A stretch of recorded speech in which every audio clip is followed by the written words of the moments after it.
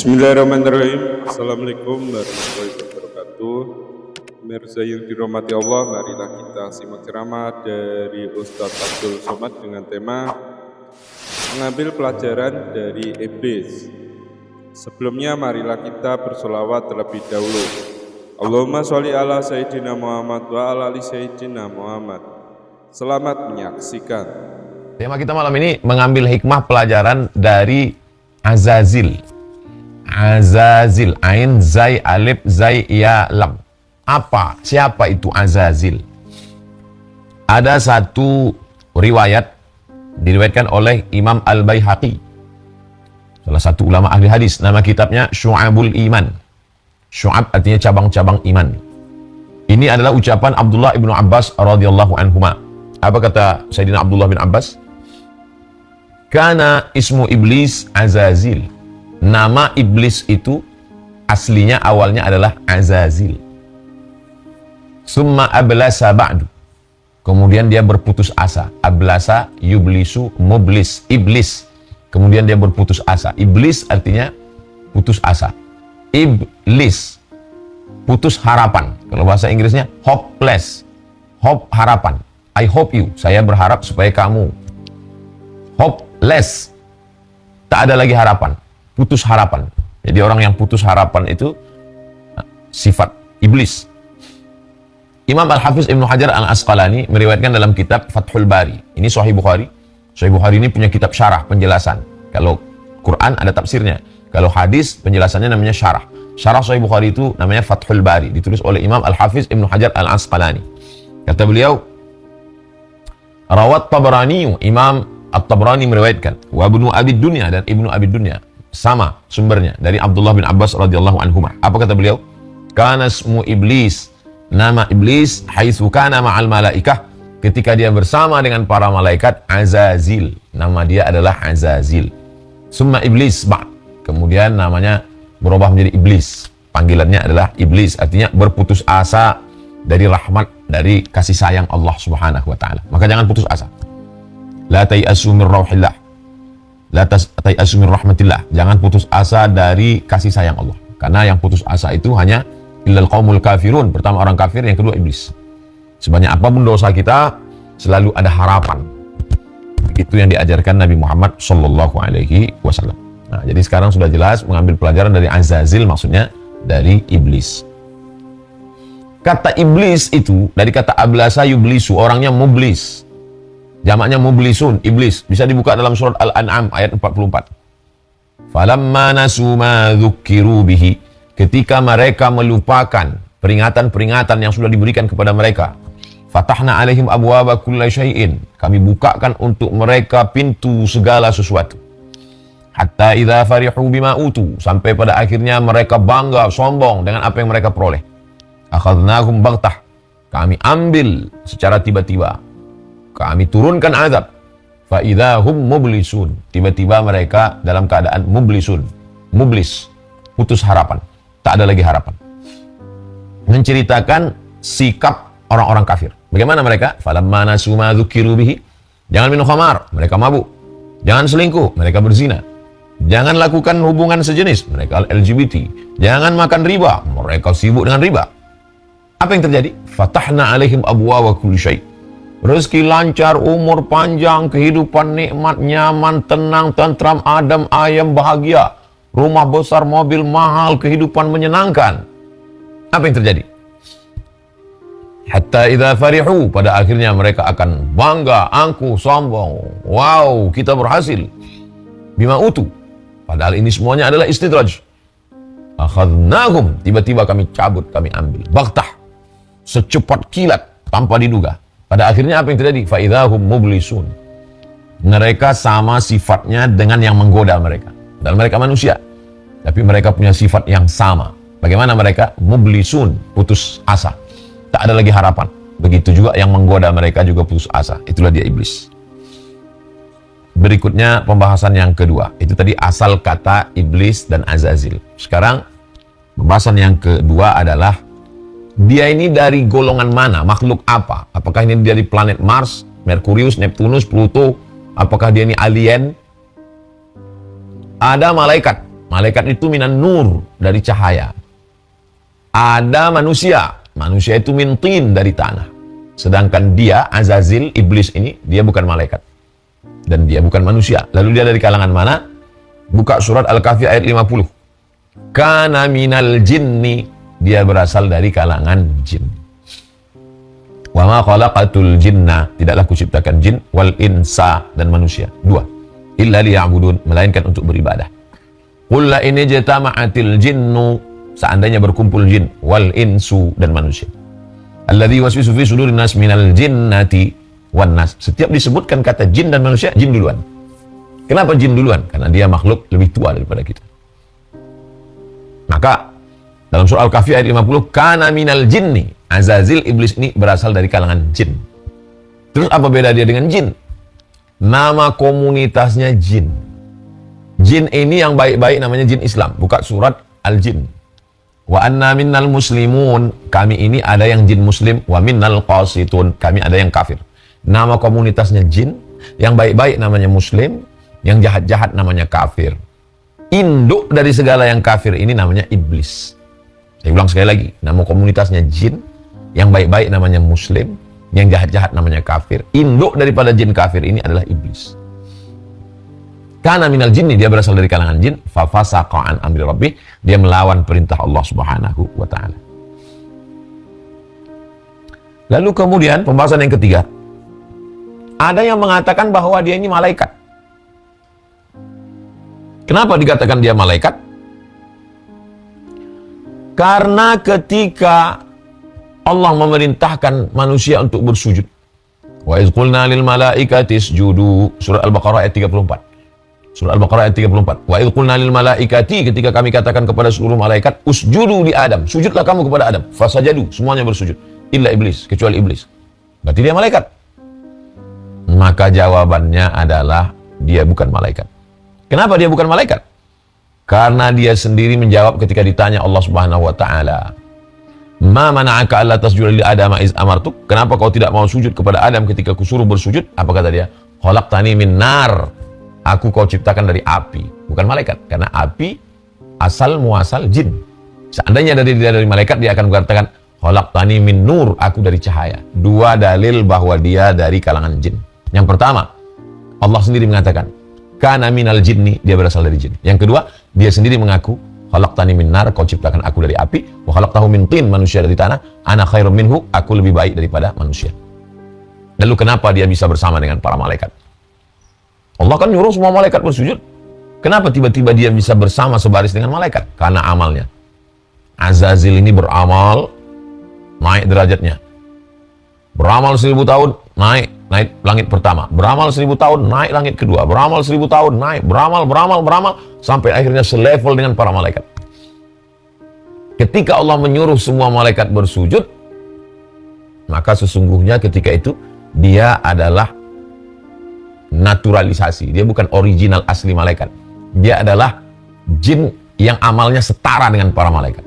Tapi ketika disuruh bersujud, bangkit egonya, muncul. Inilah asal muasal percikan permusuhan antara kita dengan makhluk bernama jin. Fasajadu, surat Al-Baqarah ayat 34. Wa idh qulna lil malaikati, ketika kami katakan kepada seluruh malaikat, usjudu li Adam, sujudlah kamu kepada Adam. Fasajadu, semuanya bersujud. Illa iblis, kecuali iblis, dia tak mau bersujud. Kenapa dia tidak mau bersujud? Aba, dia enggan. Wastakbara, dan dia ingkar. Wa kana minal kafirin, dia kafir. Enggan, astakbara, merasa dirinya besar. Wa kana minal kafirin, dan dia menjadi ingkar. 3 proses. Pertama, enggan, tidak taat, tidak mau ikut, enggak manut. Setelah itu muncul ego, sombong, angkuh, merasa lebih hebat. Aku dari api, warnaku bagus, menyala ke atas, kau dari tanah, warnamu hitam, diinjak-injak. Lalu puncaknya adalah wa kana minal kafirin, dan dia adalah kafir. Poin yang keempat, Allah mengusir dia. Fahbit minha. Maka ihbit minha, turun dari surga. Fama yakunu laka an tatakabbara fiha, kau tidak layak tatakabbar, merasa dirimu besar. Fakhruj, keluar, 2 kali usir. Fahbit, turun. Fakhruj, keluar. Innaka minas saghirin, kau kecil. Surat Al-A'raf ayat 13. Terhina, terjatuh, kecewa, marah, putus asa. Lalu kemudian setelah itu dia bangkit. Jadi berasal dari kekecewaan, dendam, kesumat. Jadi sifat-sifat manusia yang mengikut jejak iblis Azazil ini pun sama juga begitu. Ketika kecewa, down, putus asa, bangkit kemarahan menjadi melawan. Pembahasan yang kelima. Apa kata dia? Fabima aghwaitani, sebagaimana engkau sudah menghalau aku, mengusir aku, la aq'udanna lahum siratakal mustaqim. Al-A'raf ayat 16.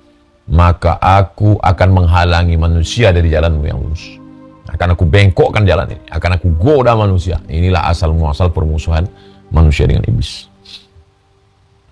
Jadi jalan yang terang benderang itu dia buat abu-abu, dia tutup-tutupi, dia bengkokkan. Itu kerja iblis. Al-A'raf ayat 16. Stepnya bagaimana? Langkah-langkah yang dia lakukan itu bagaimana? An-Nisa ayat 119. Wala udhillannahum, kusesatkan mereka. Kubuat dia nyasar dulu. Nah, ini jalan ini kan lurus nih. Aku buat dia nyasar dulu. Setelah nyasar, wala umanniyannahum. Step yang kedua, kubuat dia berhalusinasi. Merasa masih di jalan. Orang kalau nyasar, dulu ya sebelum ada Google Map. Kalau masih ada Google Map, wah ini kita salah jalan nih dulu. Orang kalau nyasar, dia masih merasa di jalan yang benar. Perasaan tadi ada pohon kayu nih, perasaan tadi ada ruko nih, padahal dia berhalusinasi. Jadi yang pertama adalah wala udhillannahum, kesesatkan mereka. Itulah mengapa kita satu hari 17 kali minta ihdinas shiratal mustaqim, ihdinas shiratal mustaqim. Subuh, zuhur ihdinas shiratal mustaqim, ihdinas shiratal mustaqim, ihdinas shiratal mustaqim. Asar 4 kali. Maghrib 3 kali. Isya 4 kali, 17 kali ihdinas shiratal mustaqim. Supaya waladhdallin, jangan sampai kami termasuk orang yang sesat. Setelah disesatkannya, dibengkokkannya, wala umanniyannahum, tidak merasa sesat, tidak merasa salah. Kita masih berada di jalan yang benar. Pada puncaknya, wala amurannahum, aku akan memerintahkannya. Kanan, kiri, makan. Sudah disetir oleh iblis. Wala amurannahum. Kalau sudah begitu, apa mau dikata? Badan-badan manusia, wajah-wajah manusia, otak iblis. Kenapa? Hati iblis. Karena iblislah yang memerintahkan dia, nyetir dia. Heran kita, ini kenapa manusia, bajunya baju manusia, tapi otaknya otak setan? Karena sudah lewat 3 proses. Disesatkan, merasa benar, dan di bawah kendali perintah setan. Pembahasan yang ketujuh. Apakah iblis tadi melepaskan orang ini? Tidak. Surat Al-A'raf ayat 17. Summala atiyannahum min baini aidihim. Aku akan datangi mereka dari depan. Wa min khalfihim, dari kanan. Dari belakang. Wa an aimanihim, dari kanan. Wa an syama'ilihim. Dia kerangkeng terus. Depan, belakang, kanan, kiri. Pengawasan setan. Makanya jangan heran kita. Kenapa susah sekali ngajak orang ini sholat? Kenapa payah sekali ngajak orang keluar dari riba? 3 tambah 4, 7. Wala udhillannahum, kusesatkan.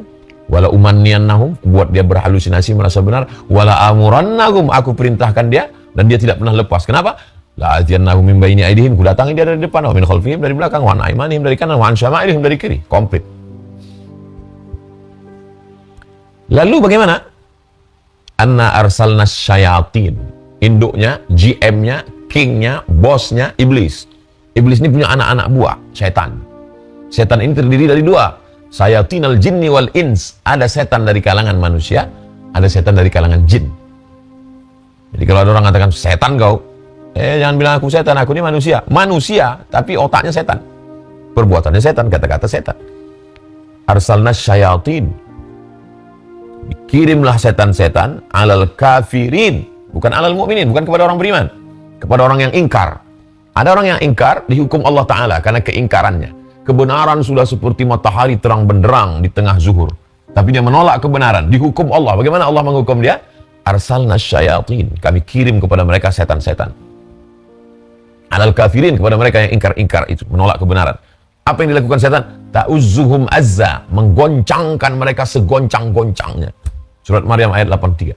Apa maksud setan dikirimkan menggoncang mereka? Memotivasi, membuat muncul ide-ide cemerlang, malam bisa cas nggak tidur-tidur, siang tanpa istirahat, badan sehat, terus dimotivasi oleh setan untuk apa? Untuk selalu berbuat dosa. Membuat program game online, judi online, modal dari mana, pinjaman online, flexing, nipu orang, makan harta orang, ketangkap, sewa oknum pengacara, siram kepada oknum petugas-petugas. Dari mana muncul ide-ide cemerlang ini? Kita pun heran, setan punya kerja. Makanya orang kalau ngaji dia udah tahu, ini udah kerja, dan kita wajib menyelamatkan itu. Ta'uzzuhum azza, membuat orang itu berapi-api, aktif terus, nggak ngantuk-ngantuk. Begitulah kerja setan. Poin yang ke-9. Surat Al-An'am ayat 121. Wala ta'kulu, janganlah kamu makan mimma lam yudhkarismullahi alaih. Jangan makan sesuatu yang tidak disebut nama Allah. Ayam, jangan makan. Kambing, sapi, ikan. Ikan Pak Ustadz kan tidak disembelih, tapi dibeli dengan uang haram, tidak disebut nama Allah, jangan. Kenapa? Wa innahu lafisqun, karena itu sudah keluar daripada kebenaran ajaran agama Islam. Terus wa innasyayatina la yuhuna ila awliyaihim, surat Al-An'am ayat 121. Setan mengirimkan wahyu. Loh, wahyu itu kan dari Allah, ada wahyu dari setan. Wahyu itu apa? Wahyu itu bisikan halus ke dalam hati. Yang berpikir itu hati atau otak? Yang berpikir itu dada atau kepala? Ikhtilaf Imam Syafi'i dengan Imam Abu Hanifah, Imam Hanafi. Kata Imam Muhammad bin Idris Syafi'i, kata Imam Syafi'i, berpikir itu di hati. Sedangkan kata Imam Abu Hanifah Hanafi, berpikir itu di sini. Ada betulnya juga. Karena orang, aduh capek kali aku mikir nih, berat kali, berarti pikir itu di sini. Tapi kata orang, terlintas di hatiku. Kata Imam Syafi'i, berpikir itu di sini. Dan dalam Al-Quran dikatakan, afala yatadabbaruna Al-Quran, mengapa mereka tidak merenungkan Al-Quran? Am ala qulubin aqfaluha, apakah hati mereka terkunci? Jadi kalau gitu berpikir itu di sini, bukan di sini. Lahum qulubun la yafqahuna biha, mereka punya hati tapi tidak berpikir. Berarti yang berpikir itu di hati, kata Imam Syafi'i. Kata Imam Hanafi di sini. Datanglah al-muhaqqiqun, imam ahli tahqiq. Kata mereka dua-duanya benar. Imam Hanafi betul, Imam Syafi'i pun betul. Loh, Imam Syafi'i bilang di sini, Imam Hanafi bilang di sini, kok bisa sama betul? Cahayanya di sini, memancarnya sampai kemari. Ini yang paling betul. Awal terlintasnya di sini. Proses selanjutnya cahayanya berpikir sampai kemari. Nah, di mana kerja setan? Kerja setan di sini. Wa inna syayatina la yuhuna ila awliyaihim. Setan mengirimkan bisikan-bisikan halus ke dalam hati, dari hati naik ke otak, dari otak ke tangan. Dari hati naik ke otak, dari otak ke kemaluan. Dari hati naik ke otak, dari otak ke mata. Kata hati, kata otak, perintahkan mata. Hati, otak, telinga. Hati, otak, tangan. Hati, otak, kemaluan. Perintahnya datang dari mana? Dari hati naik ke otak, ke seluruh anggota tubuh. Dari mana datang? Setan. La yuhuna ila awliyaihim. Setan membisikkan kepada aulia, wali-wali setan. Digunakan kata wali. Jadi kalau ada orang mengatakan, ini kayaknya wali ini Pak Ustaz. Iya, wali setan. Wali setan. Semangat, menggelegar. Dari mana itu? Ta'uzuhum azza. Setan yang membuatnya goncang bersemangat. Gak ngantuk-ngantuk, gak capek-capek. Dari mana bisikan ini datang? Dari setan. Kok bisa? Hukuman dari Allah SWT karena meninggalkan perintah Allah. Makan yang haram. Dihukum di dunia. Itu baru DP-nya di dunia. Belum lagi di akhirat. Yudhillu bihi katsiran, banyak yang disesatkan Allah. Wa yahdi bihi katsiran, banyak yang dapat hidayah. Loh, kenapa Allah menyesatkan mereka? Allah menyesatkan bukan berarti Allah tidak sayang. Lalu kenapa Allah menyesatkan? Wa ma yudhillu bihi illal fasiqin. Allah menyesatkan mereka karena mereka fasik. Fasik itu apa? Tahu kebenaran, tahu perbuatan ini dosa, tahu ini haram, tahu ini dilarang Allah, tahu ini dimurkai Rasulullah, tahu ini tidak disetujui ulama, dilaksanakannya juga, dihukum. Dihukum Allah dengan hukum di dunia dan di akhirat. Di akhirat neraka jahanam menanti. Di dunia dibuat dia tidak lagi memisahkan mana hak, tak bisa lagi membedakan mana hak, mana batil, mana halal, mana haram. Apalagi orang-orang di sekelilingnya gue mengatakan kau wali, buka di medsos wali. Betul. Auliyaihim, wali-wali setan. Nauzubillah. Kita udah bahas tentang namanya, perbuatannya, awal permusuhannya. Sekarang obatnya. Gimana obatnya ini? Maka obatnya, pertama, jangan sampai fasik. Karena kalau kita sudah fasik, disitulah dia mendapat jalan masuk. Fasik itu apa? Tahu khamar haram, tetap minum khamar. Tahu riba haram, tetap. Tahu zina haram, tetap pacaran. Fasik itu namanya. Disesatkan Allah Subhanahu wa ta'ala. Sebagai apa? Sebagai hukuman. Ustaz Somad, ini saya sudah sampai di simpang. Nanti kalau mau ke pondok Ma'had Az-Zahra di mana ya Ustaz? Nanti lewat UIN terus aja kilometer 15 terus aja. Ya, tempat jual bunga-bunga Pak Ustaz, terus aja terus. Nanti sampai kilometer 19 belok kiri. Terus dia nggak belok. Udah di mana? Udah di pintu tol Pak Ustaz. Udah terus aja lah kau. Waktu saya katakan terus aja lah, itu saya bukan sedang menunjukkan jalan, saya sedang marah. Kenapa saya marah? Karena dia melawan perintah saya hukum dia. Saya tidak mau dia datang ke tempat saya. Begitu lebih kurang ilustrasinya. Begitulah Allah memuluskan jalan orang kepada yang haram itu. Fasanuyassiruhu lil usra. Kami mudahkan dia kepada azab. Umur panjang, badan sehat, kekuasaan, diterima orang, pengikut banyak. Apa ini? Itu adalah hukuman dari Allah. Hukuman yang tertunda namanya istidraj. Jadi jangan sampai melakukan fasik. Dua, jangan makan haram. Kenapa? Karena dalam surat Al-An'am 121 itu, setan memasukkan bisikan ke dalam hati. Gara-gara apa? Gara-gara makan haram. Makan haram, muncul darah haram. Ketika makan haram, muncul darah haram. Darah haram bersemayam dalam jantung, disitulah pintu setan masuk ke dalam. Kulu makanlah min thayyibat, yang baik-baik. Kulu makanlah, washrabu minumlah, wala tusrifu, jangan berlebihan. Kenapa? Karena nanti di situ pintu setan masuk. Yang ketiga, min syarril waswasil khannas, dari kejahatan waswas yang berbisik-bisik, khannas, bersembunyi dia. Dia bersembunyi. Kapan dia bersembunyi? Ketika orang berzikir la ilaha illallah, dia sembunyi. Ketika orang lupa berzikir, dia keluar. Hubungan kita dengan dia sama seperti Tom and Jerry, kucing dengan tikus. Ketika ada kucing, tikus lari. Ketika kucing nggak ada, dia keluar. Itulah kenapa kita diajarkan zikir. Bangun tidur, alhamdulillahilladzi ahyana ba'da ma amatana wa ilaihi nusyur. Keluar rumah, bismillah tawakkaltu 'ala Allah, la haula wala quwwata illa billah. Allahumma inni a'udzubika minal khubuthi wal khaba'is. Bismillah, Allahumma barik lana fi ma razaqtana. Supaya apa? Supaya zikir, maka dia terus bersembunyi.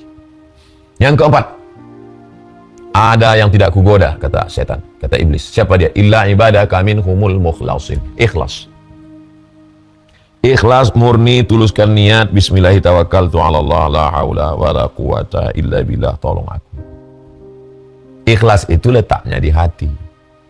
Doa itu bunyinya di mulut. Bunyikan di mulut, ikhlaskan di hati. A'udzubillahi minasyaitonirrajim. Bunyikan di mulut, ikhlaskan di hati. Bismillahilladzi la yadurru ma'asmihi syai'un fil ardi wala fis sama. Dengan nama Allah yang tidak ada yang dapat memudaratkan dia di bumi maupun di langit. Yang kelima, wa minal itsnaini ab'adu. Dari dua orang setan menjauh. Tapi yang dua orang ini dekat kepada Allah, yang ikhlas, yang tulus. Berjamaah. Yadullah ma'al jamaah. Pertolongan Allah turun kepada orang yang berjamaah. Sadar siapa musuh kita. Jangan memandang musuh dengan mata yang rabun. Paham bagaimana step kerja dia. Sampai kapan kita melawan setan ini Pak Ustadz? La ughwiyannahum, aku akan goda mereka, aku akan halangi mereka, aku akan sesatkan mereka. Sampai kapan? Madamat arwahuhum fi ajsadihim, selama ruh masih bersemayam dalam jasad, selama jantung masih berdetak, selama mata masih berkedip, selama tangan masih mengayun, selama kaki masih melangkah, situ dia akan terus menggoda sampai pada akhirnya kita mati. La ilaha illallah.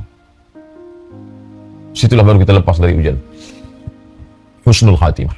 Makanya kita selalu diajarkan berzikir. Karena kalau kita terbiasa berzikir, itulah yang akan menolong kita waktu mau mati. Subhanallah, subhanallah, subhanallah, subhanallah, alhamdulillah, alhamdulillah, alhamdulillah, alhamdulillah, Allahu akbar, Allahu akbar, Allahu akbar. Subhanallah wa bihamdihi, subhanallahil azim. Allahumma salli ala Sayyidina Muhammad wa ala ali Sayyidina Muhammad. Allahumma salli ala Sayyidina Muhammad. Diucapkan, didengar telinga, masuk ke hati, masuk ke otak. Afdalu dzikri fa'lam annahu la ilaha illallah, la ilaha illallah. apa yang sering kita ucapkan, apa yang sering kita dengar, apa yang sering kita pikirkan, itulah yang akan datang waktu kita mau sakaratul maut. Apakah itu di rumah kita, di tempat tidur, atau di ruang ICU sendirian, atau waktu kecelakaan pesawat meledak-meletup, na'udzubillah, atau ketika perahu tenggelam, atau ketika tiba-tiba datang serangan jantung. La ilaha illallah Muhammadur Rasulullah. Selamat kita semua. Doakan Ustaz Abdul Somad selamat dari su'ul khatimah. Itulah tema kita pada malam hari ini, luar biasa. Tema yang dipilih oleh Bang Alvin Firdaus, mengambil iktibar pelajaran dari Azazil. Jangan bangga dengan ilmu yang banyak, Azazil ilmunya banyak. Jangan bangga dengan amal yang banyak, Azazil pun amalnya banyak. Jangan bangga walaupun kau sudah sejajar dengan malaikat. Ingat, kalau ada dalam hatimu hasad, tidak senang melihat orang lain dapat nikmat. Nikmat siapa? Adam dapat nikmat. Dari hasad muncul takbur, sombong. Aku lebih hebat, aku lebih senior, aku lebih tua, aku lebih mulia. Kenapa dia, anak kemarin sore? Apa beda kita dengan iblis?